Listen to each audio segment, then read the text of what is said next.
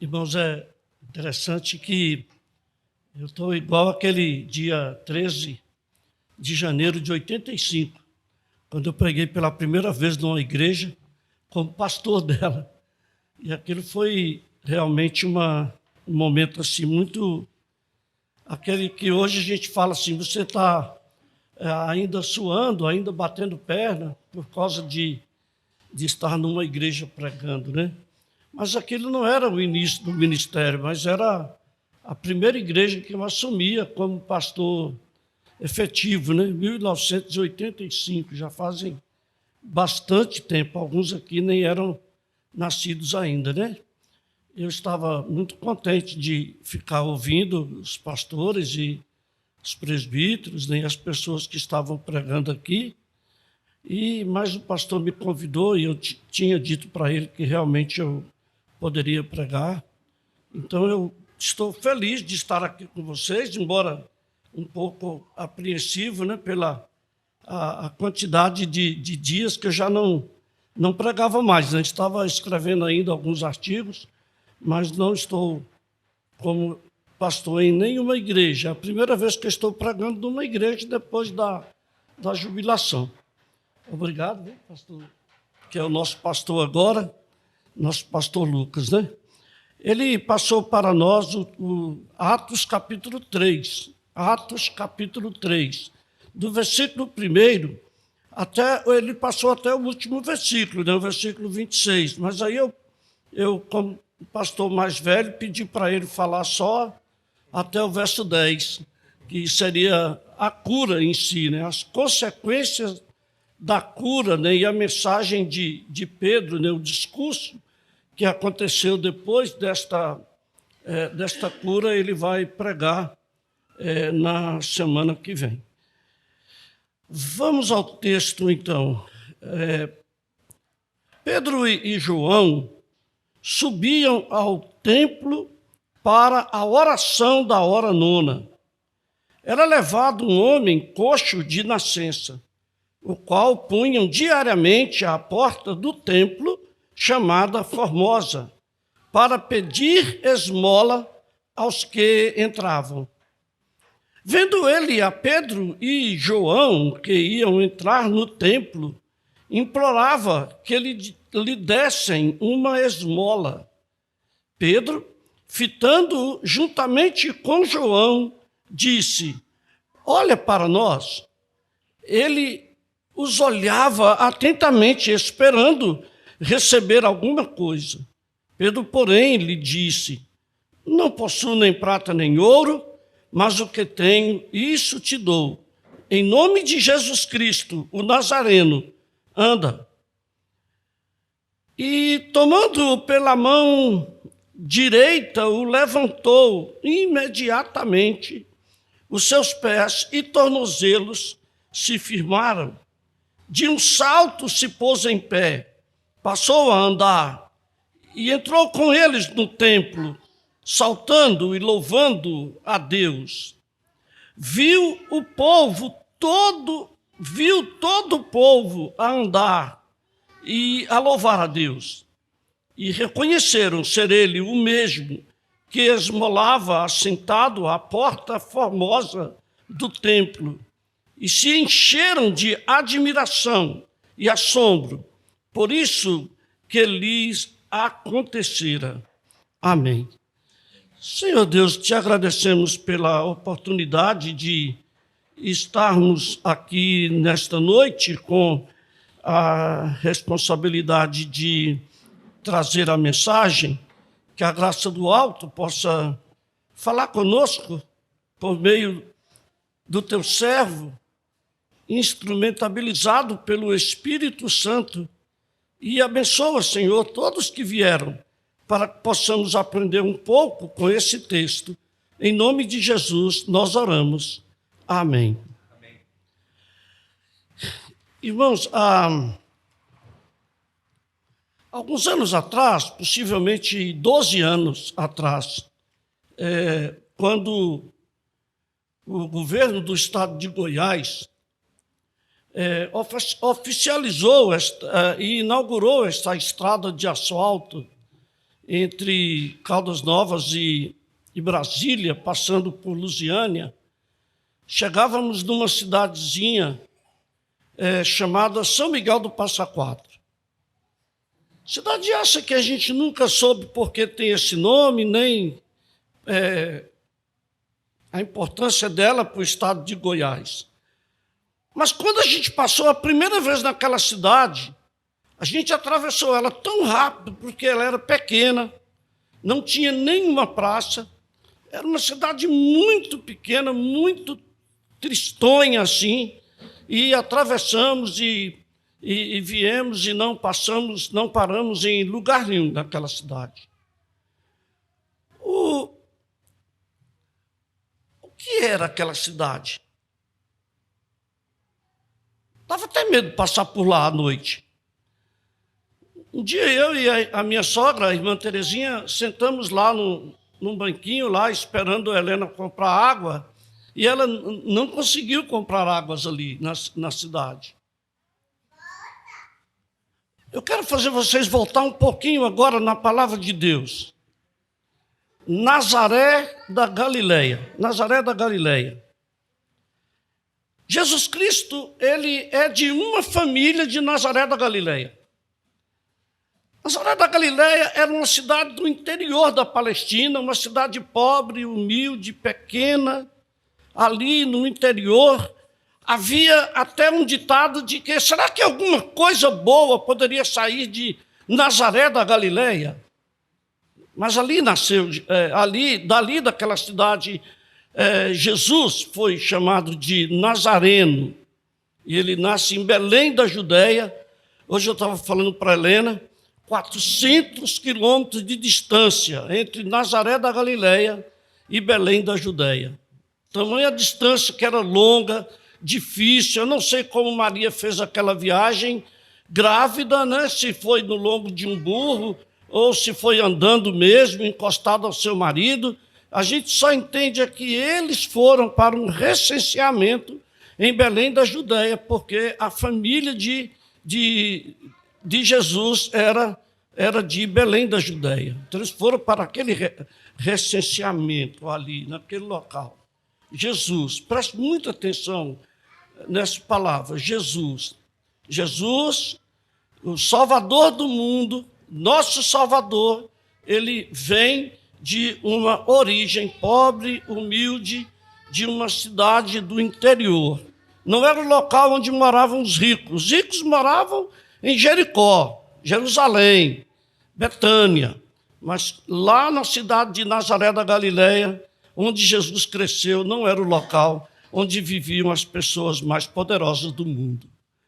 Porém, vamos a um contexto desta passagem de Atos, capítulo 3. Primeira coisa, qual é o propósito do livro de Atos? O propósito do livro de Atos, você pode gravar isso na sua mente, era relatar todas as coisas que Jesus começou a fazer e a ensinar até o dia em que, depois de haver dado mandamentos por intermédio do Espírito Santo, aos apóstolos foi elevado às alturas. Esse é o contexto. Era dizer, tudo que Jesus Cristo começou a fazer e a ensinar, porém, agora, por instrumentabilidade do Espírito Santo, e isto até os dias de hoje. Tudo que Jesus começou a fazer e a ensinar vai sendo passado para cada um de nós até os dias de hoje. E aí, então, o que é o livro dos Atos? O livro de Atos são os atos do Espírito Santo na história da igreja. Então, quando Lucas está escrevendo o livro de Atos, ele fala, olha, eu escrevi o primeiro livro contando a história de Jesus, mas agora estou escrevendo o segundo livro, contando a história da igreja. Corpo de Jesus, corpo vivo de Cristo Jesus. Agora, qual é o contexto próximo desse texto? O contexto próximo é Pedro e João subiam ao templo na hora nona. Existem duas horas chamadas de hora nona no mundo dos patriarcas. Era de às 15 horas, hora nona, que para nós aqui na língua portuguesa também dá certo, né? Às 15 horas é a hora nona. Mas também seria de 22 horas às 5 horas da manhã. Também era chamado de hora nona. Mas tudo faz crer, até por causa da locomoção das pessoas que aconteciam mais de dia do que de noite, que esta hora nona era 3 da tarde. Agora, outra coisa que faz parte do contexto próximo desse texto aqui, é que eles estavam indo às 15 horas no templo para oração. Interessante porque os primeiros cultos da igreja evangélica no mundo foram cultos de oração. Oração no templo, oração no cenáculo, oração com hora marcada, né, que era esta hora nona, que eles iam ao templo e oravam. Né? Eu tenho uma alegria enorme, porque começamos uma reunião de oração com a SAF da 5ª Igreja Presbiteriana de Ceilândia, em 1996. E esta reunião de oração existe até os dias de hoje, às 15 horas. Elas se reúnem e oram. E a igreja prospera, porque tem pessoas realizando cultos de oração. Então, é a oração, e os pais da igreja faziam isso. Eles iam para a igreja nascente, não é? Orar, pedir a Deus o que eles poderiam fazer, porque eles não sabiam ainda o que a igreja seria no mundo. Eles, então, começavam esse período de oração. Agora, atenção nesse ponto aqui. Eu coloquei um tema assim, Deus me curou. Mas eu queria olhar o texto expositivamente com vocês. Então, olha, Deus me curou. É o texto que nós temos em mãos, produzido por causa de um coxo que era colocado no templo, na Porta Formosa, que também era conhecida como Porta de Suzã, não é? Para pedir esmola às 15 horas da tarde, porque era um local onde as pessoas iam, os corações eram amolecidos pelo Espírito Santo e ele podia ganhar muitas esmolas na porta do templo, da porta do templo de Salomão, da porta de Suzã, né, ou Porta Formosa, como está nesse texto aqui. Bom, aí, qual a importância de ir ao templo? Né? Argumentos. O primeiro deles, Deus me curou. Qual a importância de ir ao templo? Verso 1 e 2. Pedro e João subiam ao templo para a oração da hora nona. Era levado um homem coxo de nascença, o qual punham diariamente à porta do templo, chamada Formosa, para pedir esmola aos que entravam. Qual a importância? Olha, eu não sei vocês, a experiência de cada um de vocês, mas para mim, ir à igreja, a gente chama de igreja, né? Ir à igreja, ir ao templo, é uma alegria enorme para a nossa vida. Não é? Tinha um cântico que a gente cantava desde a nossa infância, de quando eu venho andando para a escola aqui, venho alegre, muito alegre, eu venho muito feliz, porque eu estou vindo para o templo. Então, nós saímos ali da QNE 30, né, uma antiga propriedade da minha família, e íamos a pé para o setor J Norte, na 4ª igreja, que naquele tempo não tinha o nome de 4ª igreja, era Escola Evangélica Américo Suez. A gente ia, meus irmãos todos, cantando e correndo pelas trilhas no meio do mato para chegarmos lá naquela igreja para o trabalho de adoração ao nosso Deus. Então, o templo para nós era um local de muita alegria. A gente ia ao templo, mas a gente sabia de uma coisa. Ali tinha 3 coisas básicas: oração, palavra de Deus e comunhão. Daquela pequena igreja surgiram 5 pastores, me incluindo, 5 pastores, não é? Surgiram o reverendo Euclides, que até hoje é conhecido aqui na nossa cidade. Surgiu o Luiz Ferreira, surgiu um pastor que está lá no Paraná, ele chama Jales Potenciano Marinho. Surgiu um outro pastor na Assembleia de Deus, chamado Ideon Luiz Ferreira. E surgiu o pastor Saulo, daquele grupo ali. Posteriormente, surgiu o meu irmão mais velho, que deve ter hoje uns 20 anos de ministério, o José Souza de Oliveira, mas ele não passou pelos seminários que nós passamos naquela época, né, na idade que nós estudamos. Ele já estudou aí por volta de 40 anos de idade. Então, a gente tinha muita alegria de ir para a igreja, porque ali tinha oração, ali tinha exposição da palavra de Deus, ali tinha comunhão. Ir ao templo. Pedro e João estavam indo para o templo. Agora, um segundo pensamento que surgido aqui, dentro desse texto aqui que nós lemos. A importância de estar com Jesus no coração de quem vem ao templo. Veja com atenção. É importante vir ao templo. Sim, é importante demais vir à igreja. Mas é importante vir ao templo, mas ter Jesus no coração. Não é? Não é somente sair de casa alegre, feliz, sorridente, mas é sair de casa, tomar banho, trocar de roupa, pentear o cabelo, não é? Colocar o sapato, amarrar, não é? Se for sapato de amarrar, dar uma olhada no espelho, ver se está as coisas tudo em ordem, para poder vir para a igreja. É importante, mas é importante que Jesus esteja no coração. Jesus no coração.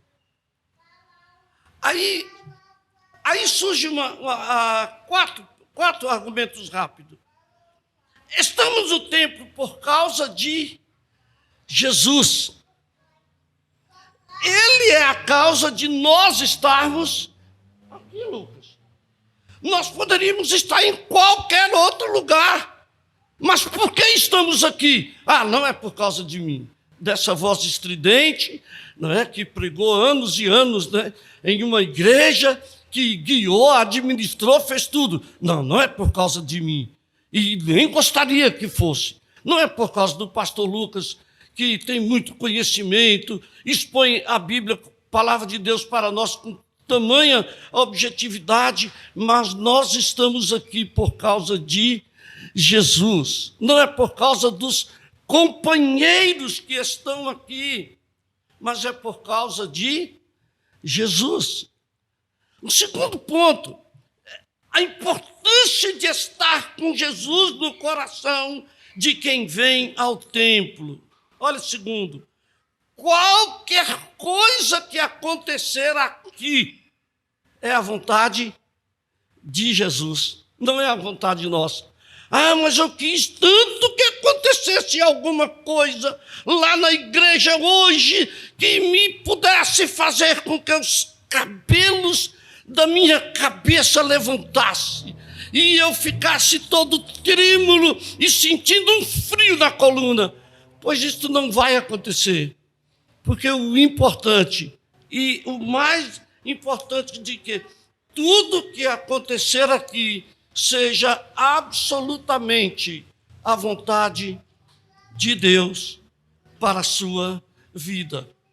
A vontade de Jesus para que você possa restaurar a imagem e semelhança dele. aqui na terra. Então, essa é a vontade do Senhor Jesus.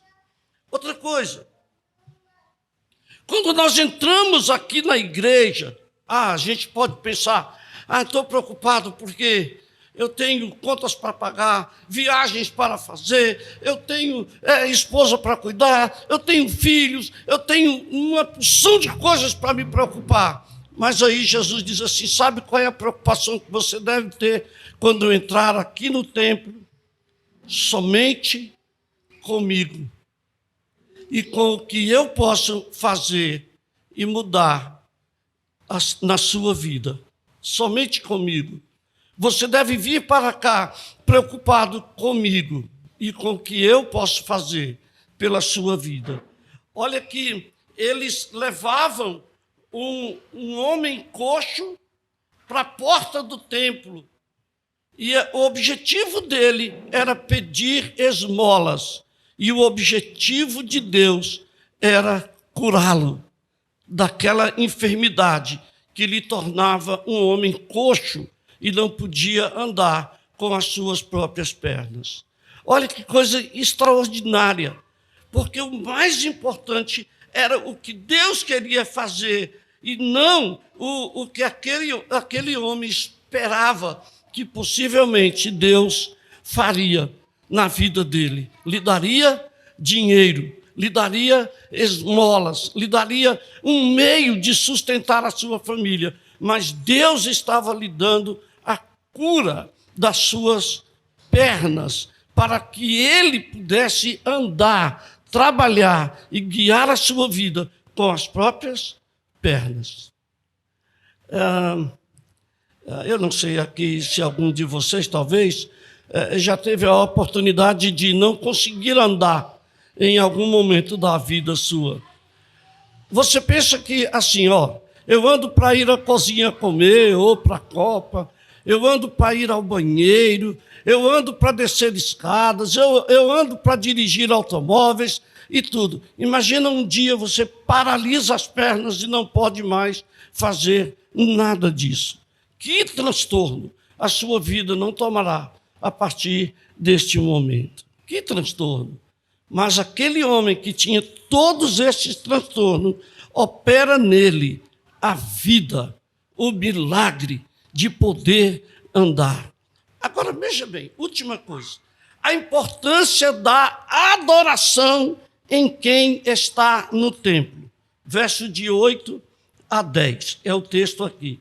De um salto se pôs em pé, passou a andar, entrou com eles no templo, saltando e louvando a Deus. Viu todo o povo andar e louvar a Deus. Olha que coisa. Então, não é importante apenas um milagre no corpo. E houve muitas pessoas que receberam um milagre no corpo e não adorou a Deus. Não deu honras a Deus. Não respeitou a grandeza de Deus. Muitas pessoas do mundo. Mas aquele homem, ele recebe um milagre. Não só o corpo ficar nédio, né? E firme sobre os seus artelos, mas aquele homem recebe no coração o poder de Deus. Ele recebe a salvação e, olha só, a salvação é o maior milagre que Deus pode fazer na sua vida. Não se esqueça disso.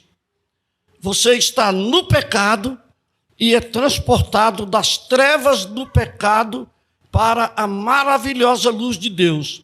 Você está salvo. Você não está mais no mundo.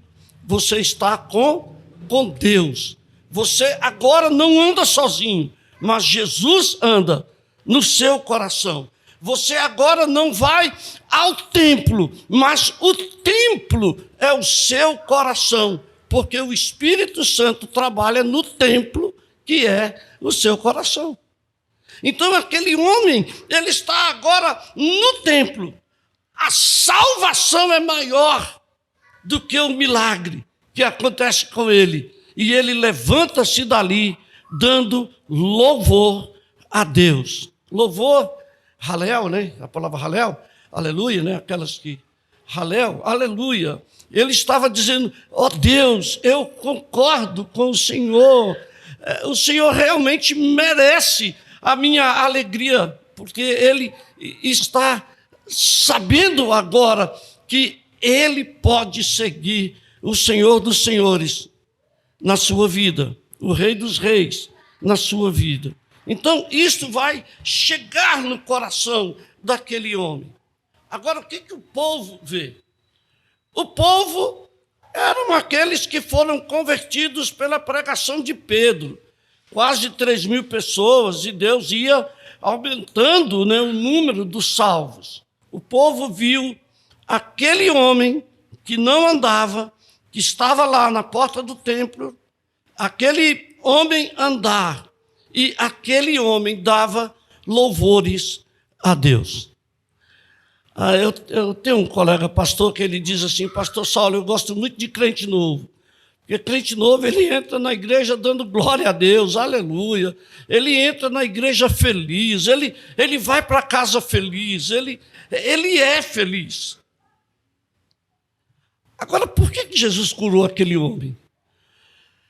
Essa é uma pergunta do texto. Por que curou aquele homem? Tantos outros, talvez, naquela época não foram curados.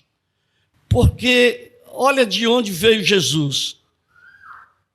Nazaré da Galileia. Aquele Jesus que era o homem de Nazaré da Galileia, morreu na cruz do Calvário. E muitos disseram isso, acabou. Não vai para frente um negócio desse. É um fracasso total. Mas aí o quê? Os apóstolos, né, pela a eficácia do Espírito Santo, eles se levantam e vão à frente. E vão pregando o Evangelho. E eles recebem o poder do Espírito Santo e eles ficam inundados do Espírito Santo e eles começam a caminhar anunciando Jesus Cristo como Senhor e Salvador. Aí Jesus cura aquele homem, não por causa de Pedro, não por causa de João, não por causa do próprio coxo, né, o próprio aleijado, que está na porta do templo, mas por causa de Jesus, para que o nome daquele nazareno pudesse, então, ser aclamado como Rei, como Senhor, como Salvador. Ele autentica as obras de Pedro e João, feitas em nome do Senhor Jesus. Então é por isso que ele faz aquele milagre ali na porta do templo chamada Formosa. Outra coisa interessante, a igreja cresce porque o Espírito Santo continua aplicando a obra da salvação por meio dos seus servos, pastores, presbíteros, diáconos, evangelistas, professores, mestres. Ele continua, o Espírito Santo não mudou nada. Ele continua fazendo a mesma coisa para o crescimento da igreja do Senhor Jesus, porque o nome de Jesus precisa de ser glorificado aqui na terra. Então ele faz isso conosco. Tira esse moço do trabalho secular dele, coloca como pregador do Evangelho. Me tirou quando eu tinha 22 anos. Você agora vai trabalhar comigo. Não é? Eu estava com uma Bíblia na minha mão, uma Bíblia do tamanho dessa aqui que o Lucas está carregando, desse tamanhozinho, na mão. Uma pessoa pegou essa Bíbliazinha e falou assim, olha, eu não sei como é que você vai viver de um livrinho desse. Você tem um emprego, você está na faculdade, você é uma pessoa inteligente, mas você vai querer viver de um livrinho desse? Disse sim, porque esse é o único livro que tem as palavras da vida eterna. E as palavras de Deus estão nele. E as palavras de Deus é quem vai fazer a igreja crescer. E a igreja vai crescer, se sustentar e sustentar outros povos se pessoas movidas pelo Espírito Santo seguir o caminho do Senhor. Se ninguém seguir o caminho do Senhor, esta igreja não se sustenta, porque ela é obra e graça do Espírito Santo, porque o Espírito Santo vai aplicando Jesus no coração das pessoas. Queridos, dê uma hora que vocês passarem ali na igreja do Areal, não olhe para a igreja do Areal hoje, vidro na frente, toda arrumadinha como está, não. Mas olhe para aquela igreja quando começou em 2004, pequena, sem recursos nenhum. Mas o poder de Deus levantou uma igreja ali no Areal, lugar pobre, de carroceiros, de barracos de madeira. Mas Deus levantou. E hoje não sabemos explicar, mas Deus levantou. E quando saímos de lá, deixamos recursos ainda para quitar aquele lote na Terra Cap, porque ainda não tem a documentação definitiva. É o único lote do Areal que não tem ainda documentação definitiva, mas está em andamento e o dinheiro para pagar o lote está lá. Então, por que isso acontece? Porque Deus trabalha com o Espírito Santo, chamando mulheres, homens e crianças para sustentar a igreja. E foi assim que aconteceu com a igreja primitiva. Ela é obra do Espírito Santo. Concluindo, onde você veio hoje à noite? Você veio no templo. O templo é o seu coração. Você veio porque Jesus está no seu coração. A cura acontece no seu coração, para você ser igreja do Senhor Jesus. É por isso, você é igreja, você é o coração de Deus batendo aqui na terra. Agora, você vai sair daqui, você vai para casa. Você vai para casa pensando no pastor, nos amigos da igreja, ou você vai pensando no sermão, no louvor, na adoração, nas orações que foram feitas aqui. O que Deus fez em você no templo, como fez na vida daquele homem coxo. Jesus curou aquele homem e ele passou a adorar a Deus. Jesus curou aquele homem e edificou nele a palavra dele no seu coração.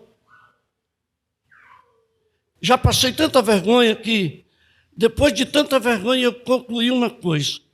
Eu vou para casa. Se eu tiver alguma coisa para falar, eu quero falar daquilo que eu ouvi e assisti e participei na igreja onde eu estou, onde eu participei de um culto com alegria no meu coração, porque eu sei que o Espírito Santo edificou na minha vida, antes de eu vir, enquanto eu estive na igreja, e continuará comigo, durante todo o período que eu não estiver aqui no templo, edificando na minha vida a palavra dele, a alegria dele, a salvação dele na minha vida. É isso que eu espero, meus queridos, que vocês tenham aprendido com esse homem coxo. Ele foi para pedir esmola, Deus lhe deu a salvação. Ele foi para voltar para casa e no outro dia voltar a pedir, mas Deus lhe deu a salvação da sua alma, lhe deu vergonha para que ele pudesse olhar para o mundo e desafiá-lo no poder do Senhor Jesus. E é isto que ele espera que aconteça conosco, cada dia, cada momento, cada história, de cada culto que participamos, para a honra e glória do nosso Senhor e Salvador, Jesus Cristo. Amém.